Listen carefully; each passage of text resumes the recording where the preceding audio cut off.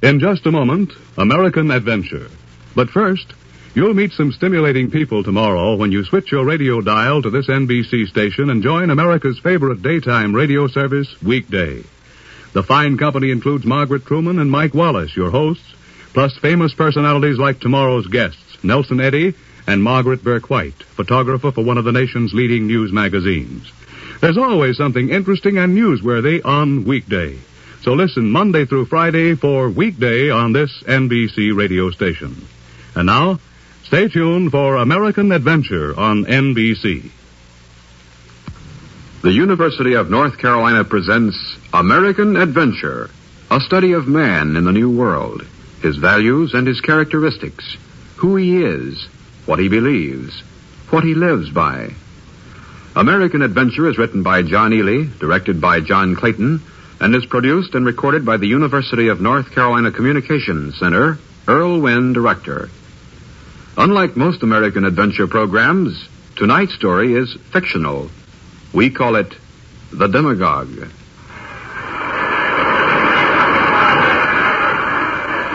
It's 5 o'clock in the afternoon. You're sitting in the bleachers at the baseball stadium. And on the field is the platform from which the candidate for the Senate has just finished a powerful speech. You're standing, applauding. The man next to you says... He's a great candidate, isn't he? Great speaker. You nod. Used to be a college professor, but he's a real man of the people, for all that. You nod again. Notice that the candidate and his wife are waving to the crowd. Then you see another man. A man with heavy eyebrows, a grim expression in his eyes, and a wry smile on his face. He's sitting on the platform. In the whole stadium, he's the only man who does not stand. He alone does not applaud. It's strange about the one man.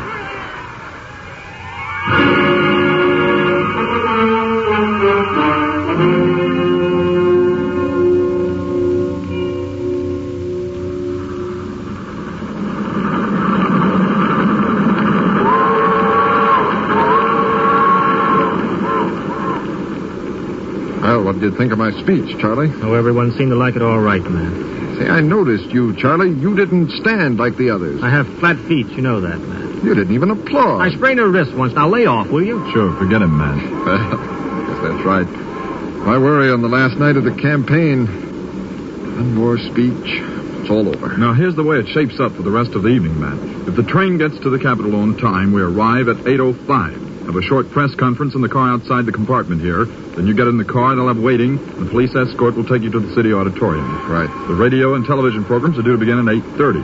Fine. Now, I wrote a few additional comments for tonight's speech. When did you start writing Matt's speeches, Seth? When you stopped making the people stand up and clap, mister. Now, look, man, no arguments. Please, not tonight. Tomorrow night, when I'm elected, you two can have a fist fight for all I care, but not now. Not on the last night. Surely you've noticed, Charlie, that the people respond more now that I'm helping Matt outline his thoughts. They're not his thoughts. Now, I'll take care of that, Charlie. Don't you... You stood up there this afternoon at the stadium, Matt, and it seemed like you were trying to run on a combat veteran's record. You ever see any action overseas, Matt? Well, I believe I went out on a patrol mission once or twice. But Seth thought it added to the sincerity of the thing. Sure.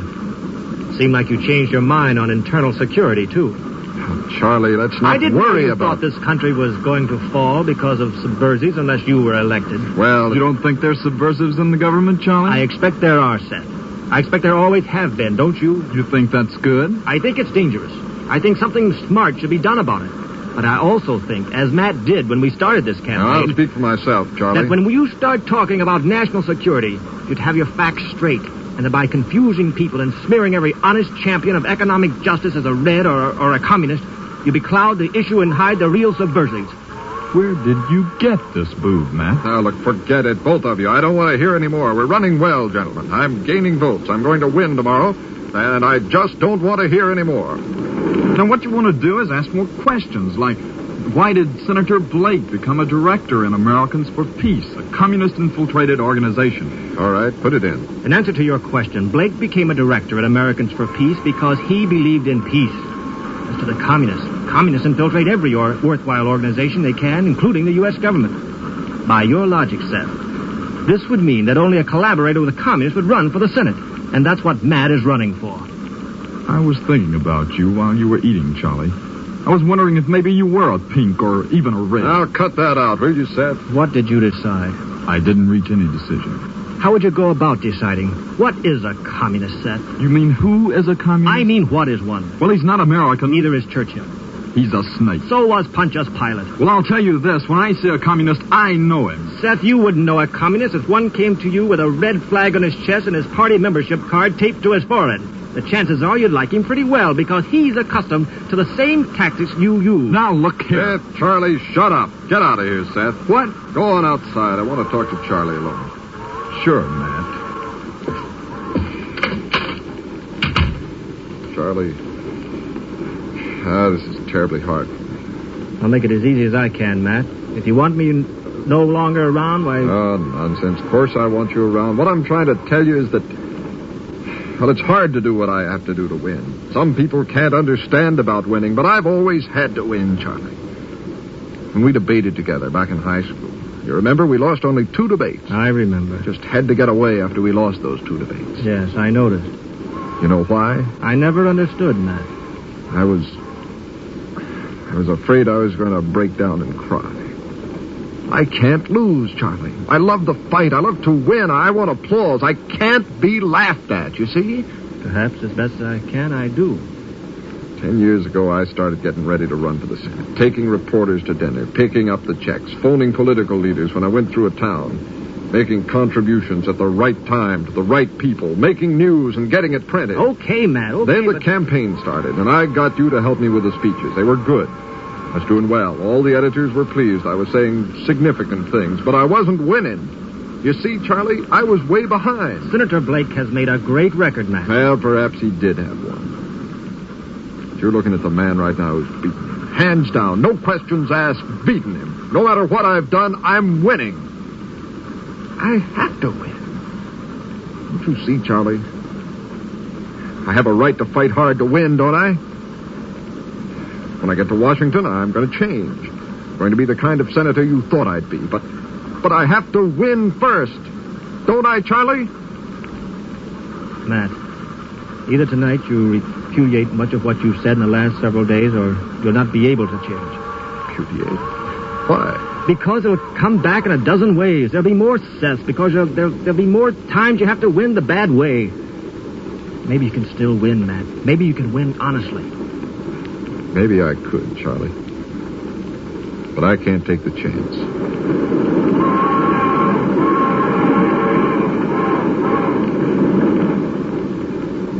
It's 7:40 and we're already 10 minutes behind schedule, man. Then cancel the press conference at the Capitol. Right. There are a couple of reporters on the train now. You might talk to them. You think I should? Why not? I'll see them for a minute. And there are 2 people in the car outside who want to see you. What about? Contribution. Now, we don't make a report on contributions till after the voting, Seth. They want to make a contribution, man. Calm down, will you? All right. Send them in. I'll talk to them, then to the reporters. Right. Hey, where's Charlie? Who knows, Matt? Who cares? Come on into the compartment, please, Mr. and Miss Simpson. This is Mr. Matthews, Mr. Simpson. How do you do? My pleasure, sir. This is my wife. How do you do? Won't you sit down? No, we'll take only a moment. We heard you were on the train. Yes. And we decided to take this opportunity to give you a gift to help in your fight against communism once you get to Washington. Oh, well, fine. For some years, I've opposed communism. I was a Lutheran minister in Czechoslovakia for 7 years. One of our daughters is still there. I see. And my wife and I are both happy to find a man of your background and enthusiasm to step forward and lead in this fight. Well, I appreciate all that. Here is our check, sir. Fine. Thank you, sir, for this contribution. Say, $1,000 is quite a large amount for a preacher, isn't it? Yes, it is. You do hate communists, don't you? I don't hate, sir. As best I can, I am a Christian, sir. But I know they are wrong. I know that they deny the existence of God, and denying that, they destroy the fundamental dignity of man. Please use the money wisely. Good night, sir. Good night.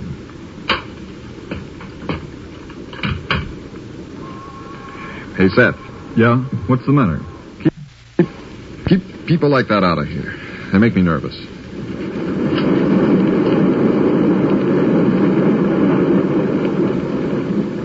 How about letting this come on. Okay, quieting down, one at a time. All right, you go first, sir. Do you think your campaign has been a fair one, Mr. Matthews? You reporters know that it has been. I've had the uncomfortable task of exposing Senator Blake for what his record shows him to be. And what is that, sir?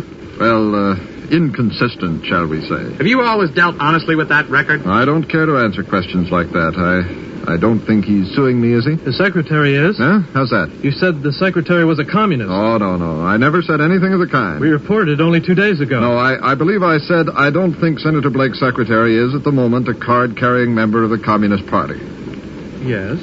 Well, don't you see? I'm saying the secretary's not a communist member. But aren't you also trying to imply that he once was, or that he is a communist, though not a member? I'm trying to make a simple statement. Shall we print a retraction, sir? Oh, make no retraction. I thought you just said he wasn't a communist. I don't know whether he is or not. I don't have contacts within the Communist Party. Why don't you ask Senator Blake? Do you think Senator Blake has any contact within the Communist Party? If Senator Blake doesn't wish to try to clear his own secretary, why should I? But don't you think that, so far as you know, his secretary is loyal and honorable, sir? I wouldn't care to say as to that. You realize you're smearing a man's reputation, Mr. Matthews. I realize only that I've made a few simple statements, which I hope are not misinterpreted. But which are easily misinterpreted. Now, I've had a difficult task in this campaign, something many people, evidently some of you and others on the train, don't understand.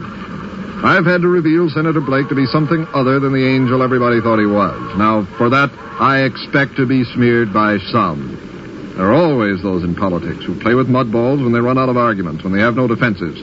But my position is clear. Your position is totally unknown, Mr. Matthews. Huh? What's your stand on the labor question, I sir? have taken a stand against every kind of subversion. You're running against sin, Mr. Matthews, we know. What's your stand on foreign aid? What time is it, sir? What's your feeling about farm supports, Mr. Matthews? How about the UN, Mr. Matthews? Set. I'm sorry, gentlemen. Mr. Matthews would like to answer all these questions, but in 20 minutes he has to speak over a state network, so that's Will all. you answer the questions in your speech tonight, Mr. Matthews? That's all, men. Now move out of the compartment, please. Let's go. Come on. Well, let me congratulate you, Mr. Matthews. On what? Winning tomorrow. I didn't think you liked me. I don't, but the publishers of my newspaper does.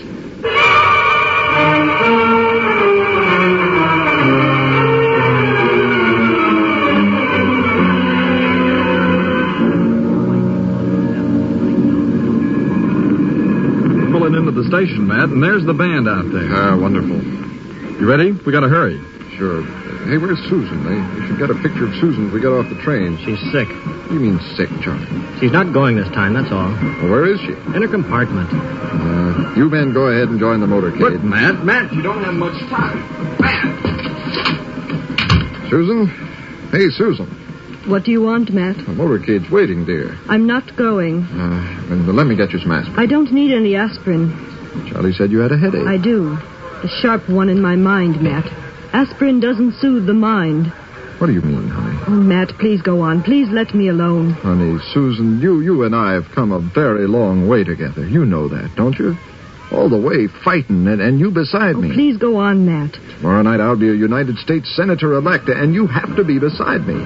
Think what it would mean if you weren't. You mean, what would it mean politically if I wasn't? What would it mean to me? And to you, and to the children, and to my parents. They're very fond of you, dear. Oh, please, Matt, go on. Go on, make your speech. Oh, I know I've broken one or two rules. I explained that to Charlie, but tomorrow night I'll be a senator-elect in spite of everything. In spite of everything. Get out of here, Matt. You mean it, don't you, Susan? Yes. Oh, honey, Susan, I'd give up the election for you. Is that what you want? Susan, say something, will you? You're the talker, Matt. You say something. All right, I'll say this. When I go to Washington, as I am, I'm taking Ann and Tommy with me. You know how anxious they are to go, how glad they are that I'm to be a senator. If you think you can leave me, Susan, and take the children with you, you're wrong. No matter what. Now, come on, Susan. We have only a few minutes to get to the auditorium.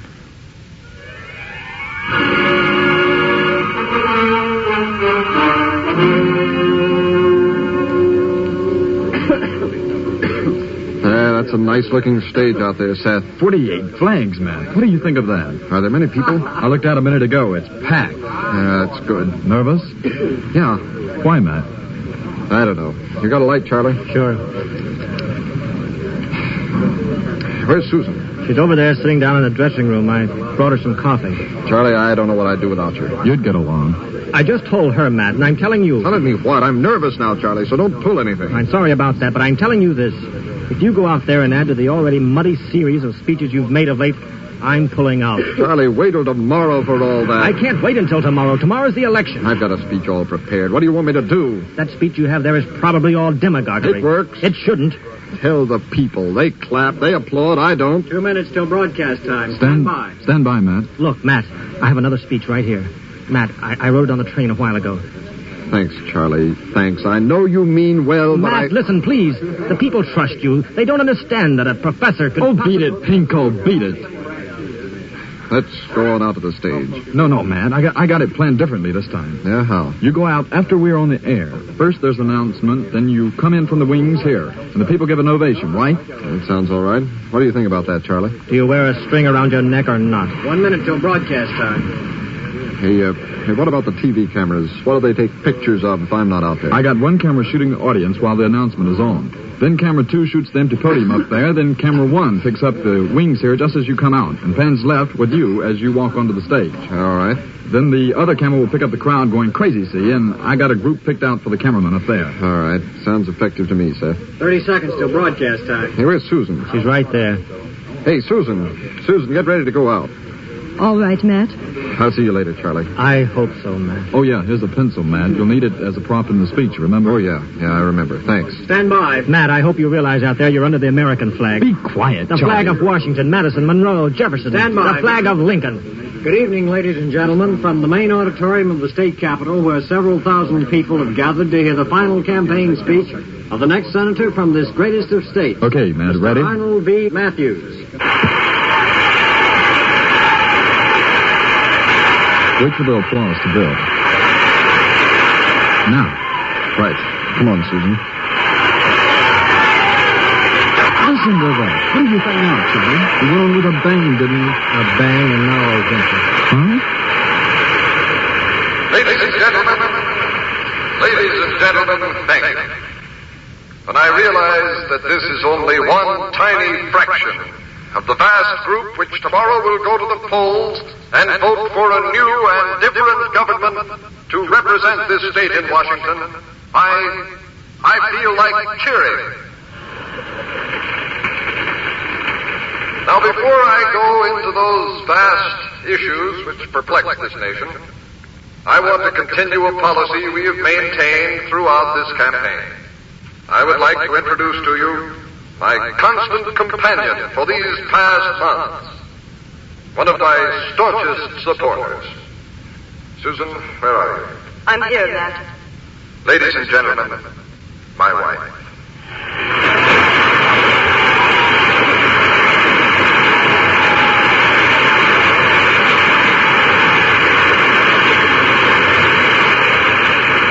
Judging by that applause, perhaps you should be the senator rather than I, Susan. Would you say a few words, dear? Each of you probably feels he knows how I will vote tomorrow. Matt knows how I will vote tomorrow. I hope that each of you will vote as I do. I hope that each of you will sit down in a quiet place, and in the depths of your mind, you will try to decide which of the candidates is best qualified to represent a great state in the most important legislative body in the world, in a time of crisis, when 100 problems perplex us, when our nation is beset with strange tides of power from many directions, when we are hurled toward world leadership from a period of isolationism. I hope your choice will be thoughtfully and prayerfully made. Thank you. Who the devil is she for? Don't you know, Seth? Sometimes, when I hear my wife speak of the job that faces me, when she reminds me of the problems ahead for this country, when she urges me to face them as honestly in Washington as I have faced them in this campaign, it really bothers me a bit, because I feel almost incompetent when she describes the office. But I think I am safe in saying I am more confident of my loyalty and my success in Washington than my opponent from his record has a right to be. I promise you that when I am sent to Washington, I will go with a firm allegiance and loyalty to the basic principles of America. I promise you that when you send me to represent you, I will represent you honestly as God and American history show me the way. Well, we got him back. I wonder what Susan was trying to do. Probably trying to be honest, sir. Now, ladies and gentlemen, there are problems. There are problems, as my wife said, that face us. And there is one that bothers all of us fathers and all you mothers, I'm sure. And that, of course, as you would say yourself if I asked you, is the problem of subversion in government. As a veteran who watched men die in fierce battle for America, I cannot help but be concerned about the possibility of losing this nation through default. Many nights I can remember crawling into a tent or foxhole, and by use of a flashlight and a worn small pencil, I still carry that pencil. Here it is. Let me move over here. And let one of the television cameras photograph it for the folks back home. Did you get it, cameraman? Yes, sir. You know, he's really a genius, Matt is. That wasn't even in the script about the TV camera. I see. With this pencil, I would scroll out letters to the parents of the men who had that day died for this country. Who can doubt my loyalty? I can doubt your loyalty, Matt. Anybody who would walk over the graves of dead veterans would walk over anything American. Good night, sir. Leaving, Charlie? Leaving. For good? For good. Where are you going? I don't know. I'm going off somewhere and think. I'll tell Matt. It'll break him up. But after he wins, he'll forget about it. He likes you. Old time's sake, I guess. Sure. You're crazy to walk out on him now that he's going to be elected. You could get a good job in Washington. Congratulations, Seth. You do think he's going to win, don't you? I think he is. The people out there, they're still listening, aren't they?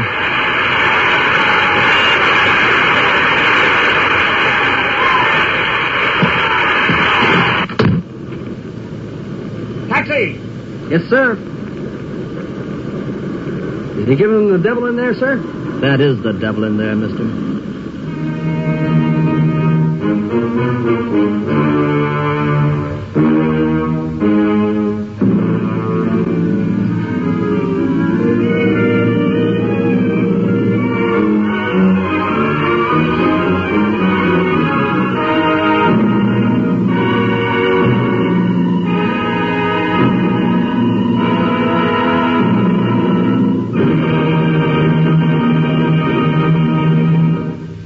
American Adventure is written by John Ehle, directed by John Clayton, and is produced by the Communications Center of the University of North Carolina.